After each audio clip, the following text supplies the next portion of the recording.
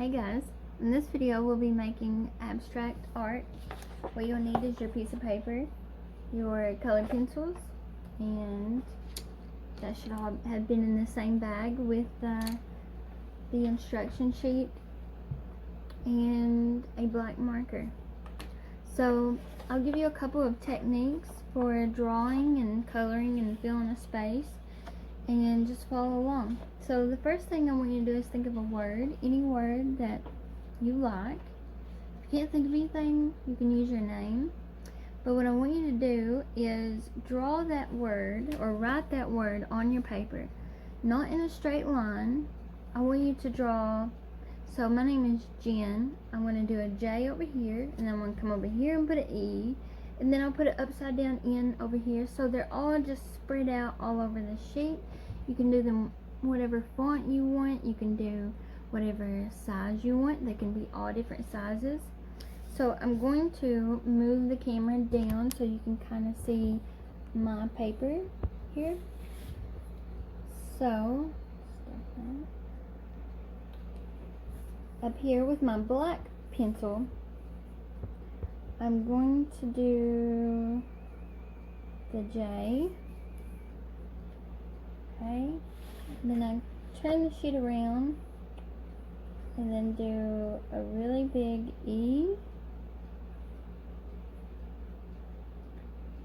Okay, turn it around another way, do an N, and then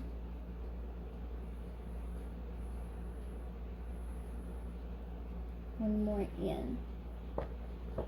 So there, my word is on the paper, but it's kind of spread out to where you can't really read what it is.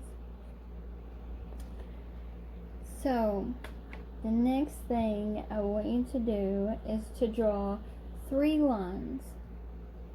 Now the only rules are the line has to go from one side to the other, from top to bottom, or from side to side, but you cannot touch any of the letters.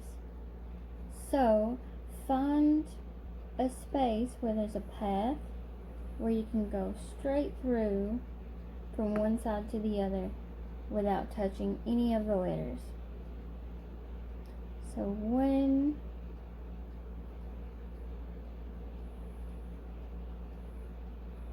2, I did touch the letter right there, but that's okay. Just barely touched it, but I didn't go through it. And let's see, 3.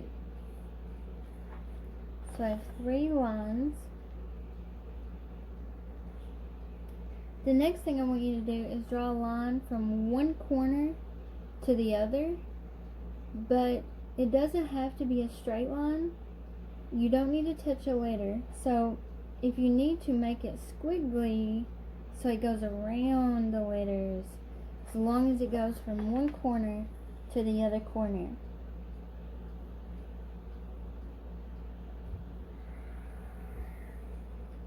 You can make that as wavy or as crazy as you want. Okay? Now the next thing you're going to do is draw 3 circles. And all 3 of them need to be touching a line. So I'm going to do a big circle here on this line, so the line goes right through it. I'm going to do a big circle here, the intersection of all of those lines, and then one here. Now I want you to remember, I don't want you to do exactly what I do. I'm just giving you prompts and ideas of how to create an abstract piece, but it doesn't have to look like mine. I want it to be yours. The next thing I want you to do is 2 circles that are not touching any line, wherever you think they might belong. So now when you look at your page, and if there's any spaces that are empty, like here or maybe over here, I want you to fill those spaces with whatever shape you can think of. So the idea of abstract art is that it's most likely something we've never seen before, or it doesn't look like anything that we've ever seen. So I want you to come up with your own silly, fun shapes to go in these spaces to fill them up. Maybe something that doesn't look like anything that you've ever seen. So just a different fun shape. So I'm going to do like a circle, and I'm going to do little bumps or petals on it. So I've never seen anything like that before. I just come up with whatever is in my mind and put it on there. So that's the fun thing about art, is whatever you can imagine, you can put on your art that you're working on. So it doesn't have to be completely full. You just want to kind of fill up those spaces.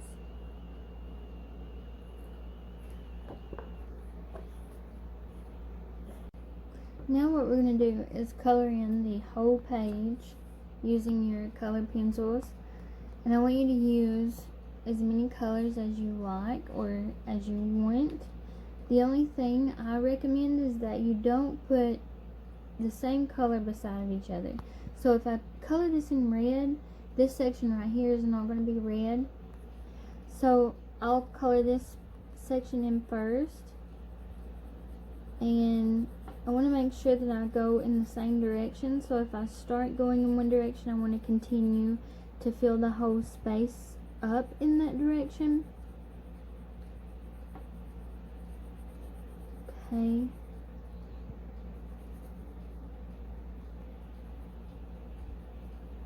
Now another thing that you can do is to create some depth is shading.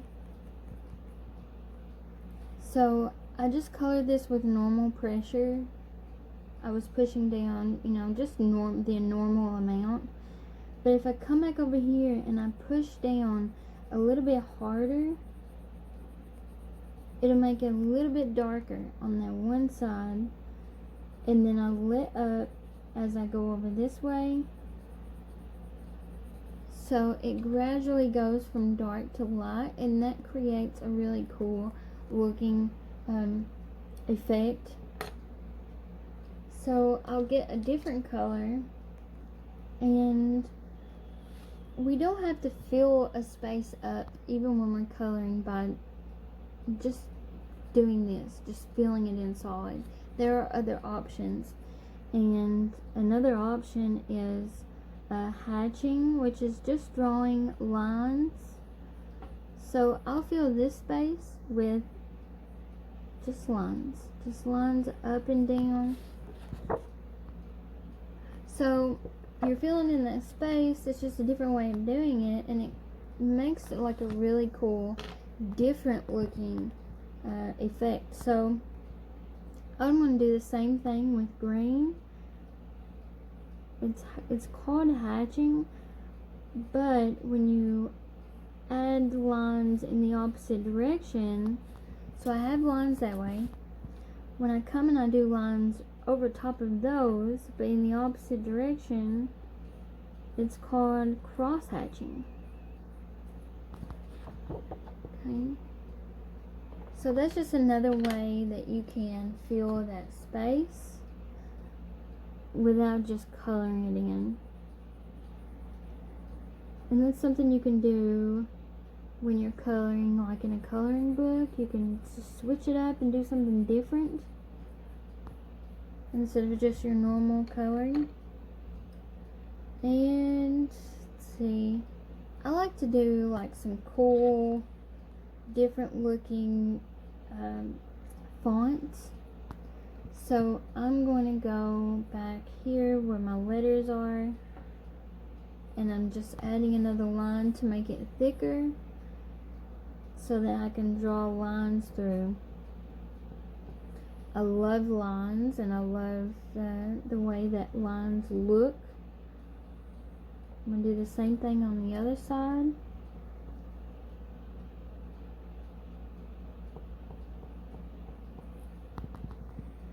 Then I'm going to do that here on my E.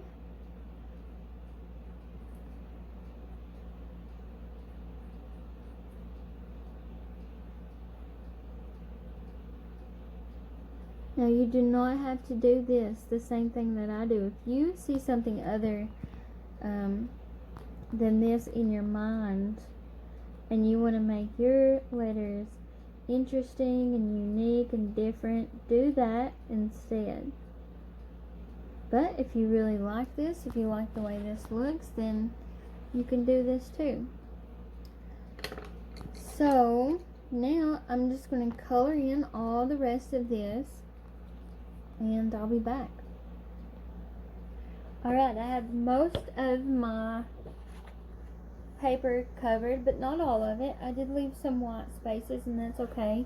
And if you look closely, you'll see I used some of the techniques we talked about, going from darker to lighter, and I just pressed harder on the darker spots. I made some stripes in there.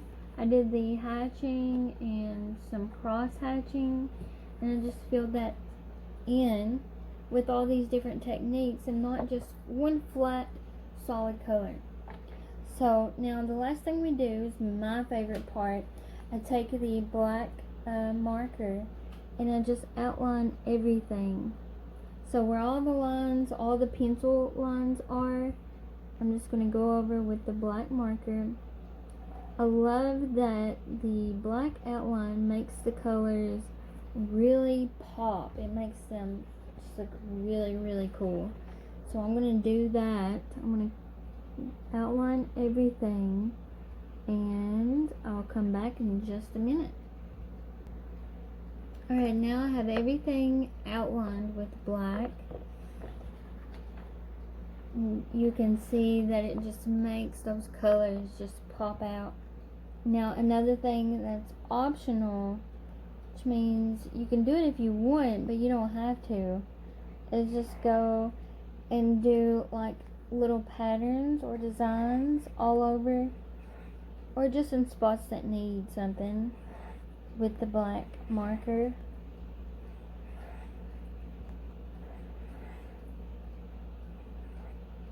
I'm so excited about this one to see what you came up with, because everyone's will turn out so different, because no one can create exactly the same thing that you can. So I will be looking for the pictures. I hope you guys post the pictures in the Facebook group, or your parents post them, or someone who's with you can take a photo and show us all what you did. Okay, so you can do that all over, or it's good as it is. These would look really nice in a frame. If you can get a frame, you can find one at Walmart for cheap, or anywhere really. And these would look so good hanging on the wall, so unique and different. I hope you enjoyed this. I hope you learned some things. And I look forward to seeing what you did. Bye.